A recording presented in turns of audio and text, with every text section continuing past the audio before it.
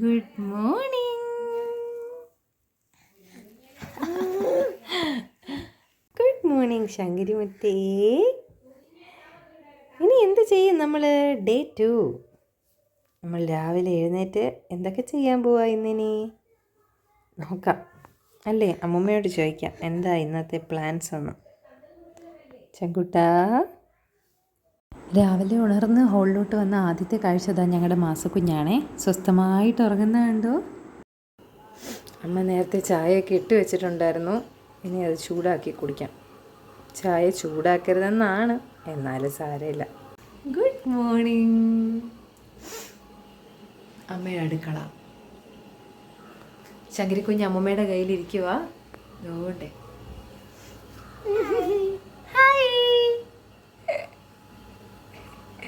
അമ്മമ്മ മാല വറക്കാൻ പോയിട്ട് വന്നു.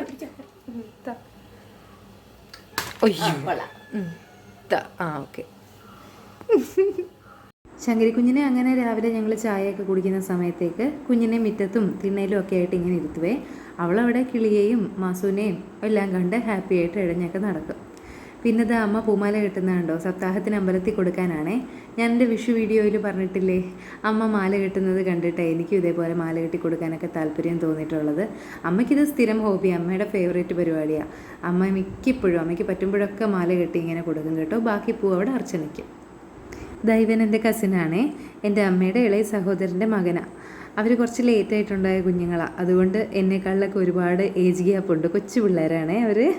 അപ്പോൾ ശങ്കരിക്കുഞ്ഞിൻ്റെ പ്രായം വെച്ച് നോക്കാൻ ചേട്ടനാണെങ്കിലും ശങ്കരിക്കുഞ്ഞിൻ്റെ കുഞ്ഞമ്മാവനാവൻ ദേവനാരായണൻ ഞങ്ങളുടെ കുഞ്ഞായി. അപ്പോൾ അവന് കുഞ്ഞുങ്ങളോടൊക്കെ വലിയ കാര്യമാണേ. ശങ്കരിക്കുഞ്ഞൊക്കെ വന്നാലും അപ്പുറത്ത് വേറെ കസിൻസിൻ്റെ മക്കൾ വന്നാലും ഒക്കെ ഇവനെപ്പോഴും കൂടെ കാണും. ഇവനെ പിള്ളേർക്കും വലിയ കാര്യമാണേ. എപ്പോഴും കൂടെ കളിച്ചും ചിരിച്ചും ഒക്കെ അവൻ കുഞ്ഞുങ്ങളുടെ കൂടെ തന്നെ കാണും.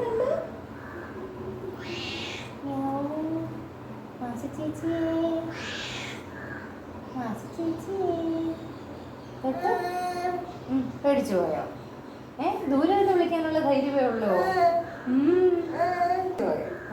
അമ്മ തൊട്ട് കാണിച്ചേ. മാസ ചേച്ചി, മാസ ചേച്ചി, ഹായ് മാസ ചേച്ചി. അപ്പം ഞാൻ എന്താ എൻ്റെ ഒരു മെയിൻ പരിപാടി അങ്ങ് തുടങ്ങുവാണേ. എനിക്കാണെങ്കിൽ ഈ യാത്രയൊക്കെ പോയി കഴിഞ്ഞാൽ പ്രത്യേകിച്ച് നാട്ടിലോട്ട് വരുമ്പം ഈ ബാഗിൽ നിന്നും പെട്ടിയിൽ നിന്നും ഒക്കെ സാധനങ്ങൾ ഓരോരോ ആവശ്യങ്ങൾക്ക് എടുക്കുന്നത് ഒട്ടും ഇഷ്ടമില്ലാത്ത കാര്യമാണ്. അപ്പം ഞാൻ എന്ത് ചെയ്യുമെന്ന് വെച്ചാൽ ഏറ്റവും പെട്ടെന്ന് തന്നെ ഈ ബാഗും പെട്ടിയും എല്ലാ സാധനങ്ങളും അതിനകത്തുള്ളത് ഞാനിങ്ങനെ നിരത്തും. ഇവിടെ ഒരു ഈ ഒരു ടേബിളെന്ന് പറഞ്ഞാൽ പഴയ TV സ്റ്റാൻഡാണേ. അപ്പോൾ അതിലോട്ട് അത്യാവശ്യമുള്ള സാധനങ്ങളൊക്കെ ഞാനങ്ങ് നിരത്തി കഴിഞ്ഞാൽ എനിക്ക് കാര്യങ്ങൾ ആവശ്യം വരുന്ന സമയത്ത് എല്ലാം കൃത്യമായിട്ട് എവിടെയുണ്ട് എന്നൊക്കെ എനിക്കറിയാൻ പറ്റും. അപ്പോൾ കൃത്യമായിട്ട് പെട്ടെന്ന് എനിക്ക് ആവശ്യത്തിന് സാധനങ്ങൾ എടുക്കാനും പറ്റും. ഈ പെട്ടിക്കകത്തൊക്കെ കുഞ്ഞിൻ്റെ തുണിയൊക്കെ വെച്ചാൽ എല്ലാം കുഞ്ഞു കുഞ്ഞു തുണികളല്ലേ. അപ്പോൾ ഒരു ആവശ്യത്തിന് പെട്ടെന്ന് അവളെ ഒരുക്കണമെന്നുണ്ടെങ്കിൽ അതിനകത്തുനിന്ന് മുങ്ങിത്തപ്പി എടുക്കാനൊക്കെ എനിക്ക് വലിയ പാടാണ്. എല്ലാവർക്കും അങ്ങനെ ആണോ എന്നറിയത്തില്ല. പക്ഷേ എന്നാലും എനിക്കത് സെപ്പറേറ്റ് ഇങ്ങനെ ഞാൻ കൂടുതലും ഈ TV സ്റ്റാൻഡിൽ തന്നെ സാധനങ്ങളെല്ലാം വെക്കുന്നത്. അതാകുമ്പോൾ കാണാനും എടുക്കാനും എളുപ്പമുണ്ട്. പിന്നെ തിരിച്ച് പോകാൻ സമയമാകുമ്പോഴത്തേക്കും പെട്ടികൾക്കകത്തോട്ട് ഇതെല്ലാം തിരിച്ച് പാക്ക് ചെയ്ത് കൊണ്ടുപോകാനും എളുപ്പമുണ്ട്. പിന്നെ ഇപ്പോൾ ആ താഴോട്ട് വെച്ച പെട്ടിക്കകത്ത് എൻ്റെ സാധനങ്ങളൊക്കെ വളരെ കുറവായിരുന്നു. അമ്മയുടെ കുറച്ച് തുണികളും കാര്യങ്ങളും ഒക്കെ തിരുവനന്തപുരത്തെ വീട്ടിലിരുന്നത് ഞാനിങ്ങ് നാട്ടിൽ കൊണ്ടുവന്ന് കൊടുത്തതാണ് അമ്മയ്ക്ക് ഇവിടെ ഡെയിലി യൂസിന് ഉപയോഗിക്കാനായിട്ട്. അപ്പോൾ എന്തായാലും തിരിച്ചു പോകുമ്പോൾ ആ വലിയ പെട്ടി കാണത്തില്ല. പിന്നെ ആ ഒരു കുഞ്ഞു പെട്ടിയും എൻ്റെ ബാഗും മാത്രമേ ഉണ്ടാവത്തുള്ളൂ. പിന്നെ ഞാൻ തുണിയും സാധനങ്ങളും എല്ലാം അടുക്കി പെറുക്കി വയ്ക്കും. എനിക്ക് അടുക്കി പെറുക്കിൻ്റെ സ്വഭാവം കുറച്ച് കൂടുതലാണെന്ന് എനിക്ക് ചില സമയത്ത് തോന്നാറുണ്ട് കേട്ടോ. എന്നാലും ഞാൻ ജോലികൾ സമയം അനുസരിച്ച് പ്രയോറിറ്റി അനുസരിച്ച് ചെയ്യണമെന്ന് വിചാരിച്ചാലും എനിക്ക് ഈ മുറിയും അടുക്കളയൊക്കെ ക്ലട്ടറായിട്ട് കിടക്കുമ്പം സത്യം പറഞ്ഞാൽ എനിക്ക് വട്ടെടുക്കും. അതുകൊണ്ട് ഞാൻ മാക്സിമം അതാത് സാധനങ്ങൾ അപ്പോൾ അടുക്കി അങ്ങ് പോയാൽ എനിക്കൊരു സമാധാനം കിട്ടും കേട്ടോ. അങ്ങനെ പിന്നെ അതിൻ്റെ ഇടയ്ക്ക് ശങ്കരിക്കുഞ്ഞ് ഞാൻ ശ്രദ്ധിക്കുന്നുണ്ട് കേട്ടോ. അവൾ കട്ടിലേന്ന് നിന്ന് വീഴാതിരിക്കാൻ മാക്സിമം ശ്രദ്ധിക്കുന്നുണ്ട്. എപ്പോഴും അവളെ നോക്കി അവളുടെ ശബ്ദം ശ്രദ്ധിച്ചും തന്നെ ഈ ജോലികളെല്ലാം ചെയ്യുന്നത്. പിന്നെ ആ ടേബിളിലിരിക്കുന്ന കൊച്ചു പെട്ടിക്കകത്ത് ശങ്കരിക്കുഞ്ഞിൻ്റെ സാധനങ്ങളെല്ലാം ഉണ്ട്, തുണികളും ഒക്കെ. പിന്നെ അതിൻ്റെ താഴെ അവളെ കൊണ്ട് നടക്കുന്ന കങ്കാരു ബാഗും, പിന്നെ അതിൻ്റെ താഴെ അവളുടെ ഡയപ്പറും, അങ്ങനത്തെ കാര്യങ്ങളെല്ലാം. പിന്നെ ഈ അലമാരിയിൽ ഒരു തട്ട് ഒഴിച്ചിട്ടിട്ടുണ്ടായിരുന്നു അമ്മ. അപ്പോൾ അങ്ങോട്ട് എൻ്റെ തുണികളും എല്ലാം അങ്ങ് അടുക്കി കയറ്റി. അപ്പോൾ ഇനിയിപ്പോൾ എല്ലാ കാര്യങ്ങളും എടുക്കാനൊക്കെ എളുപ്പമായിരിക്കും. പിന്നെ ഇന്ന് മധുരക്കിഴങ്ങായിരുന്നു കേട്ടോ ബ്രേക്ക്ഫാസ്റ്റിന്.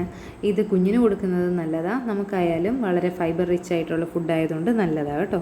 അപ്പോൾ പുഴുങ്ങിയിട്ടെടുക്കുമ്പോൾ ഇങ്ങനെ തോല് ഉരിച്ചെടുക്കാനും എളുപ്പമായിരിക്കും. അതും നല്ല കട്ടി ചമ്മന്തി. അങ്ങനെ ഇതാ കുഞ്ഞുറങ്ങിയേ. ഇവിടെ ഇപ്പോൾ അമ്മയും ഇല്ല അമ്മും ഇല്ല. അതുകൊണ്ട് എനിക്ക് കുഞ്ഞിനെ കട്ടിലേക്ക് കിടത്തിയിട്ട് വേറെ ഒരു ജോലിയും ചെയ്യാൻ പോകാനും പറ്റത്തില്ല. അപ്പം ഞാൻ വിചാരിച്ചു എങ്കിൽ പിന്നെ എന്തെങ്കിലും പുസ്തകം വല്ലതും നോക്കാം. ഇവിടെ ആണെങ്കിൽ വമ്പിച്ച കളക്ഷൻ തന്നെയുണ്ട് കേട്ടോ, ഞങ്ങളുടെ കുഞ്ഞുനാൾ മുതലുള്ള പുസ്തകങ്ങൾ. അപ്പം ഞാൻ എന്താ പെട്ടെന്ന് കിട്ടിയ കുറച്ച് പുസ്തകങ്ങൾ നിരത്തി വെച്ചതാണേ. ഇതിനകത്ത് നിന്ന് ഇപ്പം ഞാൻ MTയുടെ ഒരു വാരിക്കുഴിയും പിന്നെ നമ്മുടെ ടാഗോറിൻ്റെ എൻ്റെ കുട്ടിക്കാലം എന്ന് പറഞ്ഞ 2 പുസ്തകം എടുക്കുന്നത്. ഈ പുസ്തകം വളർത്തിയ കുട്ടി ഞാൻ കുഞ്ഞുനാളിൽ ഒരുപാട് വായിച്ചിട്ടുള്ള പുസ്തകമാണ് കേട്ടോ. ഞാൻ പലതവണ അത് വായിച്ചിട്ടുണ്ട്, എൻ്റെ ഫേവറേറ്റാണ്. അങ്ങനെ പിന്നെ ശങ്കരി കുഞ്ഞിനെ ശ്രദ്ധിക്കണമല്ലോ, അതുകൊണ്ട് മുറിയിൽ തന്നെ ഇത് കൊണ്ടുവന്ന് വെച്ചങ്ങ് വായിക്കാമെന്ന് വിചാരിച്ചു. അങ്ങനെ പിന്നെ കുടിക്കാനുള്ള വെള്ളവും പുസ്തകവും ഒക്കെ ആയിട്ട് ഞാൻ ഇങ്ങനെ പുസ്തകം വായിക്കാനായിട്ട് വന്നിരുന്നു. അപ്പോഴതാ പെട്ടെന്ന് കാണുന്നതേ എടുത്ത പുസ്തകത്തിൻ്റെ ഫസ്റ്റ് പേജിൽ പണ്ട് UP സ്കൂളിൽ പഠിച്ചിരുന്ന സമയത്ത് എനിക്ക് സമ്മാനം കിട്ടിയ പുസ്തകമാണെന്ന്. അപ്പോൾ അത് കണ്ടപ്പോൾ എനിക്ക് ഭയങ്കര സന്തോഷമായി. അതിനുശേഷം പിന്നെ അമ്മു വന്നു. അമ്മു അമ്പലത്തിൽ നിന്ന് ഫുഡ് കഴിച്ചിട്ട് എനിക്ക് ഫുഡും കൊണ്ടൊക്കെയാണേ വന്നത്.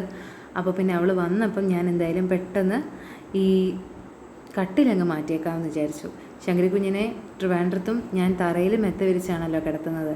അപ്പോൾ ഇവിടെ വന്ന് കട്ടിലേലായപ്പോൾ എനിക്ക് ഭയങ്കര ടെൻഷൻ. എനിക്ക് രാത്രി ഉറങ്ങാനൊന്നും പറ്റിയില്ല. ഞാൻ ഉറങ്ങിക്കിടക്കുന്ന സമയത്താണെങ്കിലും കുഞ്ഞ് കുറച്ച് ഉണർന്നിട്ട് എഴഞ്ഞു നടക്കുന്ന സ്വഭാവമൊക്കെ ഉണ്ട്. അപ്പോൾ ഈ കട്ടിലേൽ കുഞ്ഞിനെ കിടത്തുന്നത് വലിയ റിസ്ക്കാണ്. എനിക്കാണെങ്കിൽ അപ്പുറത്തെ മുറിയിലോട്ട് പോലും പോകാൻ പറ്റത്തില്ല. കുഞ്ഞ് എപ്പോഴാണ് എഴുന്നേക്കുന്നത്, എപ്പോഴാണ് അവൾ എഴഞ്ഞു തുടങ്ങുന്നതെന്ന് പറയാനേ പറ്റത്തില്ല. ഭയങ്കര റിസ്ക് എന്ന് വെച്ചാൽ കുഞ്ഞുങ്ങൾ കട്ടിലേൽ നിന്ന് വീഴുന്നത് അറിയാമല്ലോ. അതിൻ്റെ ബുദ്ധിമുട്ടും ടെൻഷനും ഒക്കെ അനുഭവിച്ചവർക്കറിയാം. അത് ചില്ലറ കാര്യമല്ല. നമുക്ക് അത് അങ്ങനൊരു അത്രയും വലിയൊരു റിസ്ക് കുഞ്ഞിൻ്റെ കാര്യത്തിൽ എടുക്കാനും പറ്റത്തില്ല. അപ്പോൾ പിന്നെ ഞാൻ കൈയോടെ എന്തായാലും ഈ കട്ടിൽ ഇന്നങ്ങ് മാറ്റിയേക്കാമെന്ന് വിചാരിച്ച് അമ്മൂനോട് ചോദിച്ചപ്പോൾ അവളും സപ്പോർട്ട്. അപ്പോൾ പിന്നെന്ത് വേണം. അങ്ങനെ ശങ്കരി കുഞ്ഞ് ഇച്ചിരി പിണങ്ങിയൊക്കെ നടന്നതുകൊണ്ട് അമ്മു അവളെയും കൊണ്ട് അങ്ങ് നടന്നു. ഈ മെത്തയ്ക്കും കട്ടിലിനൊന്നും വലിയ വെയിറ്റില്ല. കട്ടിലെടുക്കാൻ എനിക്ക് അമ്മൂൻ്റെയും കൂടെ സഹായം വേണമായിരുന്നു കേട്ടോ. പിന്നെ ബെഡ്ഷീറ്റൊക്കെ മാറ്റി മെത്തയൊക്കെ മാറ്റി കൊച്ചു കൊച്ചു കായികാധ്വാനമൊക്കെ ആയിട്ട് ഞങ്ങളങ്ങ് പോയി. അപ്പം ഞാൻ ഈ സമയത്ത് അമ്മനോട് പറയുന്നുണ്ട് യൂട്യൂബിൽ എന്തെങ്കിലും പാട്ടൊക്കെ ഇട്ട് കൊടുക്കാനേ. ഫോൺ കുഞ്ഞിന് കൊടുക്കാറില്ല. TV-യിൽ യൂട്യൂബിൽ പാട്ടൊക്കെ ഇട്ട് കൊടുക്കും കേട്ടോ. കുഞ്ഞിന് കാർട്ടൂൺ പാട്ടൊക്കെ കേൾക്കുന്നത് വലിയ ഇഷ്ടമാണ്. അപ്പോൾ അവൾ അതും കൊണ്ട് ഹാപ്പി ആയിട്ട് ഇരുന്നോളും. അമ്മണിയേ, ഈ കട്ടിൽ എങ്ങോട്ട് മാറ്റുമോടി? ഞാൻ ആ ചോദിച്ച ചോദ്യത്തിന് അമ്മൂസ് അവളുടെ മുറിയിലോട്ട് തന്നെ കട്ടിലിട്ടോളാൻ അങ്ങ് സമ്മതിച്ചു കേട്ടോ. അവളെന്തായാലും ഇവിടെ വന്നു കഴിഞ്ഞാൽ അമ്മയുടെ കൂടെ ആയിരിക്കും കിടക്കുന്നത്. പിന്നെ ഇപ്പം ഞാനും കുഞ്ഞും വന്നതുകൊണ്ട് അവൾ ഞങ്ങളുടെ കൂടെ ആയിരിക്കും. അപ്പോൾ പിന്നെ അവളുടെ മുറിയിൽ ഇപ്പോൾ ആൾത്താമസമില്ല, വല്ലപ്പോഴും മാസപ്പൂച്ച കയറി കിടന്നാലേ ഉള്ളൂ. അപ്പോൾ പിന്നെ ഈ 2 കട്ടിലും നേരെ അവളുടെ മുറിയിലോട്ട് കൊണ്ടങ്ങ് ഇട്ടു. പിന്നെ മെത്ത തറയിലിട്ടു. മെത്ത എല്ലാം ഒന്ന് തല്ലി കുടഞ്ഞു. പുതിയ ബെഡ്ഷീറ്റ് വിരിച്ചു. അപ്പോൾ ഷീറ്റ് വിരിക്കുന്നതിന് മുമ്പ് പ്ലാസ്റ്റിക് ഷീറ്റ് ഉണ്ടായിരുന്നു കേട്ടോ. കുഞ്ഞ് മൂത്രം ഒഴിക്കുന്നതൊന്നും ബെഡിലാവാതിരിക്കാൻ അമ്മ ഷീറ്റ് വാങ്ങിച്ചിട്ടിട്ടുണ്ടായിരുന്നു. അത് തിരുവനന്തപുരത്തെ വീട്ടിലും ഞങ്ങൾ ഷീറ്റ് വാങ്ങിച്ചിട്ടിട്ടുണ്ട്. അപ്പം ബെഡ് ചീത്തയാവാതെ ഇരിക്കും. അപ്പം അങ്ങനെ അപ്പം ഞാനതൊക്കെ വിരിച്ചു. ശങ്കരി കുഞ്ഞ് ഇടയ്ക്കിടയ്ക്ക് തറയിലുണ്ട്, എൻ്റെ കൂടെ ഉണ്ട്. ഇടയ്ക്ക് വഴക്കിടുമ്പോൾ അമ്മു എടുത്തുകൊണ്ട് പോകും. അങ്ങനെയൊക്കെ. പിന്നെ അധിക സമയമൊന്നും അവൾ എന്നെ കാണാതിരിക്കത്തില്ല കേട്ടോ. തിരുവനന്തപുരത്താണെങ്കിലും എന്നെ മാത്രം കണ്ട് ഇരിക്കുന്നതുകൊണ്ട് കുഞ്ഞ് ഞാനുമായിട്ട് ഇപ്പോൾ വളരെ അറ്റാച്ച്ഡ് ആയിട്ടാണ്. ഏട്ടനാണെങ്കിൽ അതിലങ്ങ് സങ്കടവുമാണ്. അച്ഛനുമായിട്ട് അടുക്കുന്നില്ല, എപ്പോഴും അമ്മമ്മോളായിട്ടിരിക്കുവാണെന്നൊക്കെ. ഇവിടെ വന്ന് ആദ്യത്തെ ദിവസമൊക്കെ ഇച്ചിരി പാടായിരുന്നു. പിന്നെ അവൾ എല്ലാവരുമായിട്ടും കൂട്ടായി. ഇതാ അമ്മു അമ്പലത്തിൽ നിന്ന് കൊണ്ടുവന്ന നല്ല അടിപൊളി സദ്യയാണ്. ചോറ്, അവിയൽ, സാമ്പാർ, പച്ചടി, കിച്ചടി, തോരൻ, അച്ചാർ ഒക്കെ ആയിട്ട് അടിപൊളിയായിരുന്നു. പിന്നെ വേറൊരു പാത്രത്തിൽ കുറച്ച് നല്ല അടിപൊളി പായസം ഉണ്ടായിരുന്നു കേട്ടോ. ഓരോ ദിവസം ഓരോ ടൈപ്പ് പായസം. ആ പയർ പായസം, ഗോതമ്പ് പായസം, പാൽപ്പായസം, അങ്ങനെയൊക്കെ. എന്തായാലും ഈ അമ്പലത്തിലെ ഫുഡിനൊരു പ്രത്യേക ടേസ്റ്റല്ലേ. അത് എവിടെ പോയാലും ഏത് നാട്ടിലാണെങ്കിലും അങ്ങനെ തന്നെ. നമ്മൾ വീട്ടിൽ വെക്കുന്ന ടേസ്റ്റേ അല്ല. അപ്പോൾ ഇനി നമുക്ക് എൻ്റെ ചേച്ചിയെ കാണാൻ പോവാം. ചേച്ചി ഡെലിവറിയൊക്കെ കഴിഞ്ഞ് ഇവിടെ ഒരു പോസ്റ്റ്നേറ്റൽ കെയറിന് പോയിരിക്കുക. അപ്പോൾ നമുക്ക് കുഞ്ഞാനെ കാണാൻ പോയിട്ട് വരാം. അത് കഴിഞ്ഞ് പിന്നെ ശങ്കരിക്കുഞ്ഞങ്ങ് പിണങ്ങിയായിരുന്നേ. അപ്പോൾ പിന്നെ പാലൊക്കെ കുടിച്ച് അവളങ്ങ് ഉറങ്ങിയതുകൊണ്ട് ഞാൻ ഈ കങ്കാരു ബാഗിലിട്ടുകൊണ്ടാണ് പോയത്. അതാവുമ്പോൾ സ്കൂട്ടറിൽ പോകുമ്പോൾ ഇത് സേഫാണേ. റോഡിലെ ഗട്ടറൊക്കെ വരുന്ന സമയത്ത് നമ്മൾ കുഞ്ഞിനെ പിടിക്കുമോ, നമ്മൾ വണ്ടിയിൽ പിടിച്ചിരിക്കുമോ എന്നുള്ള ടെൻഷൻ വേണ്ട.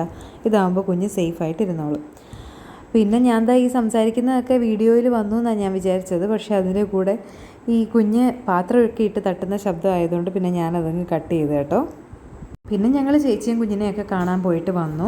കുഞ്ഞിനെ നൂലുകെട്ട് ചടങ്ങൊന്നും നടത്തിയിട്ടില്ല, അതുകൊണ്ട് ഞങ്ങൾ അവനെ കാണിക്കാത്തത് കേട്ടോ. ചേച്ചി ഇപ്പോൾ ഒരു പ്രസവ ശുശ്രൂഷയ്ക്ക് പോയേക്കും. അതൊക്കെ കഴിഞ്ഞിട്ട് വന്നിട്ട് അവർ ഡേറ്റ് എടുത്ത് ചടങ്ങൊക്കെ നടത്തുമ്പോൾ നമുക്ക് നല്ല കളറായിട്ട് കാണിക്കാം.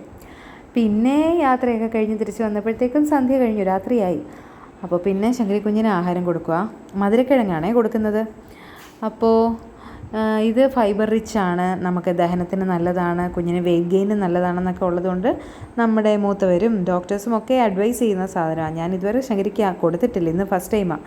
അപ്പോൾ രാത്രി കൊടുക്കുന്നുണ്ട് ഗ്യാസിൻ്റെ പ്രശ്നം വരുമോ എന്ന് എനിക്കൊരു ചെറിയ പേടിയുണ്ടായിരുന്നു. പക്ഷേ കുഞ്ഞ് കാര്യമായിട്ട് അതങ്ങ് കഴിച്ചു കേട്ടോ. അപ്പോൾ ഇനിയും ഫ്രീക്വൻ്റ് ആയിട്ട് കൊടുക്കണം എന്ന് വിചാരിക്കുന്നു. പിന്നെ ഞങ്ങൾ കഥയൊക്കെ പറഞ്ഞ് ആഹാരമൊക്കെ കഴിക്കുന്നുണ്ട്.